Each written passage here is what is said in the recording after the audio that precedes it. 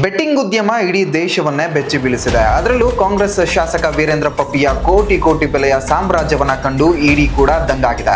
ಇದೀಗ ಮತ್ತೊಂದು ಸ್ಫೋಟಕ ರಹಸ್ಯವನ್ನ ಇಡಿ ಭೇದಿಸಿದೆ. ಅದಕ್ಕೆ ಸಂಬಂಧಪಟ್ಟಂತಹ ಡೀಟೇಲ್ಸ್ ಇದೆ, ನೋಡ್ಕೊ ಬನ್ನಿ.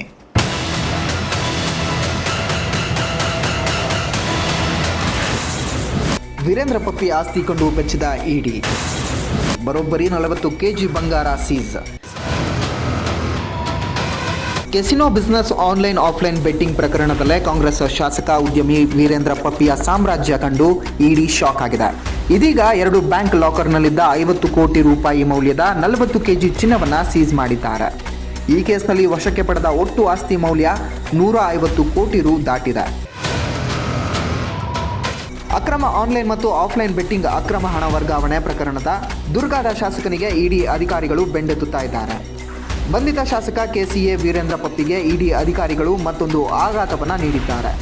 ಪಪ್ಪಿಗೆ ಸೇರಿದ ಬ್ಯಾಂಕ್ ಲಾಕರ್ಗಳಿಂದ 50 ಕೋಟಿ ರೂಪಾಯಿ ಮೌಲ್ಯದ 40 ಕೆಜಿ ಚಿನ್ನಾಭರಣವನ್ನು ಜಪ್ತಿ ಮಾಡಿದ್ದಾರೆ. ಚಿತ್ರದುರ್ಗ ವಿಧಾನಸಭಾ ಕ್ಷೇತ್ರದ ಶಾಸಕ ಕೆಸಿಎ ವೀರೇಂದ್ರ ಪಪ್ಪಿಯನ್ನು ಆಗಸ್ಟ್ ತಿಂಗಳು ಸಿಕ್ಕಿಂನ ಗ್ಯಾಂಗ್ಟಕ್ನಲ್ಲಿ ಬಂಧಿಸಲಾಗಿತ್ತು. ಅಂದಿನಿಂದಲೂ ಪ್ರಕರಣದಲ್ಲಿ ಹೊಸ ಅಕ್ರಮಗಳು ಬೆಳಕಿಗೆ ಬರ್ತಾ ಇವೆ. ನಿನ್ನೆ 4ನೇ ಬಾರಿಗೆ ಚಳ್ಳಕೆರೆ ಪಟ್ಟಣದಲ್ಲಿ ಇಡಿ ಅಧಿಕಾರಿಗಳು ಶೋಧವನ್ನು ನಡೆಸಿದ್ದಾರೆ. ಈ ವೇಳೆ ಬೃಹತ್ ಬೇಟೆ ಆಡಿ ಮುಗಿಸಿದ್ದಂತಹ ಇಡಿಗೆ ಎಲ್ಡೊರಾಡೋ ಬಂಗಾರವೇ ಸಿಕ್ಕಿದೆ. ಚಳ್ಳಕೆರೆ ಬ್ಯಾಂಕ್ನಲ್ಲಿದ್ದಂತಹ 2 ಲಾಕರ್ನಲ್ಲಿ ಗೋಲ್ಡ್ ಸೀಸ್ ಮಾಡಲಾಗಿದೆ.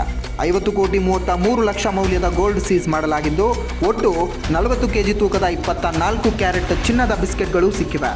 ಇದಕ್ಕೂ ಮೊದಲು 21 ಕೆಜಿ ಚಿನ್ನದ ಗಟ್ಟಿಯನ್ನು ಇಡಿ ವಶಕ್ಕೆ ಪಡೆದಿತ್ತು. ಚಿನ್ನ, ಬೆಳ್ಳಿ, ಬ್ಯಾಂಕ್ ಖಾತೆಗಳು, ದುಬಾರಿ ವಾಹನಗಳು ಎಲ್ಲದರ ರೂಪದಲ್ಲಿಯೂ 103 ಕೋಟಿ ಮೌಲ್ಯದ ಆಸ್ತಿ ಪತ್ತೆಯಾಗಿದೆ.